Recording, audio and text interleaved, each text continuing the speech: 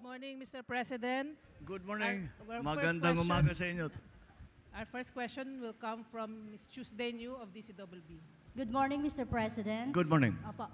Sir, una sa lahat, saan pong mga lugar sa bansa mapupunta itong donasyong urea ng China? And may condition po ba o qualifications para maging benepisyaryo nitong urea fertilizers? Papasok ito doon sa ating sistema ng voucher na binibigay natin sa pagtulong sa ating mga magsasaka.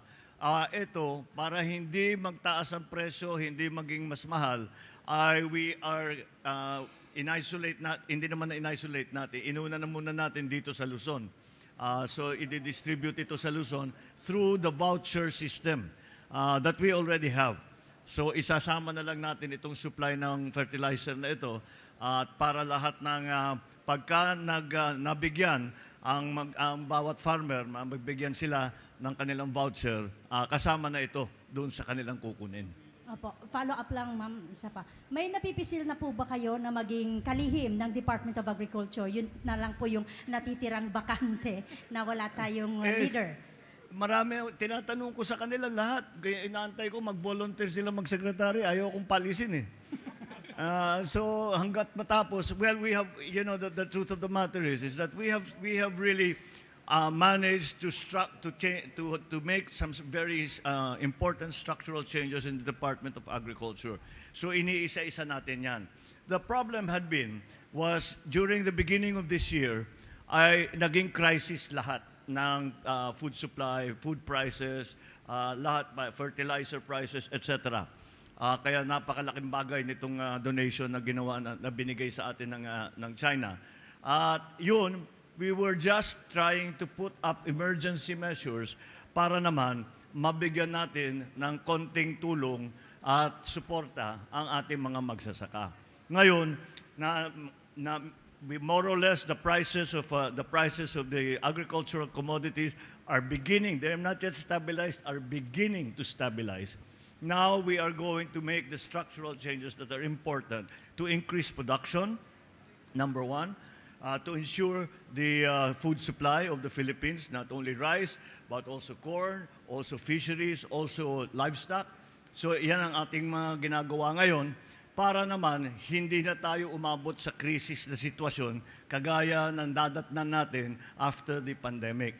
Kaya ang aking hangarin para sa DA ay pag iniwanan ko ang DA, by that time, we will have systems in place so that we can guarantee the food supply of the Philippines, number one. We can guarantee that the prices are affordable. And number three, that our farmers make a good living. So hanggat matapos natin yun, I suppose you will just have to put up with me as the DA Secretary.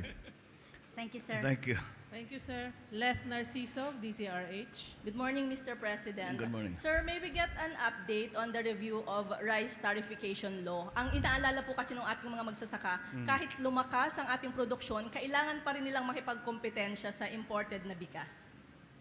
Well, that has always been the case. But that has been, kaya kailangan natin mag-import ng bigas dahil ang production cost nga natin ay mataas. Kaya ang presyo ng bigas dito sa Pilipinas ay ginagawa natin pagka nagkukulang, nag-i-import tayo. Kaya we always have to compete. Hindi natin maiiwasan mag-compete. Gumawa tayo na we just approved and rolled out the plan for the export industries in the Philippines yesterday. And that is something that we really have to be able to take advantage of. Kasi sinasabi natin may RCEP, sinasabi natin may ASEAN, meron tayo mga free trade agreements. Okay, maganda yan. Nabuksan ang merkado, both for our markets, both for our products to markets, but also as supply for our importation. So bababa ang tariff ng mga iba't ibang produkto pag nag-import. Ngunit mababawi naman natin yan sa export. So we have to learn to compete. Kaya't bukas ang merkado na yan, hindi lang ibig sabihin dahil nabuksan na yan, lahat ng export natin kukunin. We have to continue to compete. Pero hindi natin maiwasan yun. Ganyan ang mundo ngayon. We are a global economy, and we have to compete in the global economy, and that is why our agriculture has to be brought to a level where we can say it is world-class and can compete with all the agricultural producers around the world, especially in our region. Thank you, Mr. President. Ms. Wang Shengsheng of CCTV. Morning, Mr. President.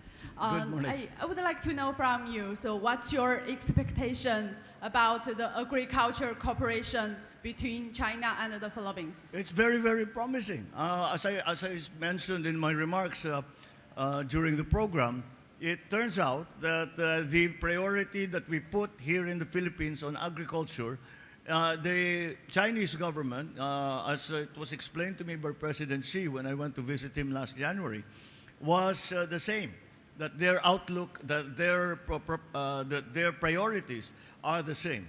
That there is food supply, that there is affordable food supply, that the farmers are attended to and make a good living, and to solidify and strengthen our agricultural communities. So we can learn from one another in many, many ways.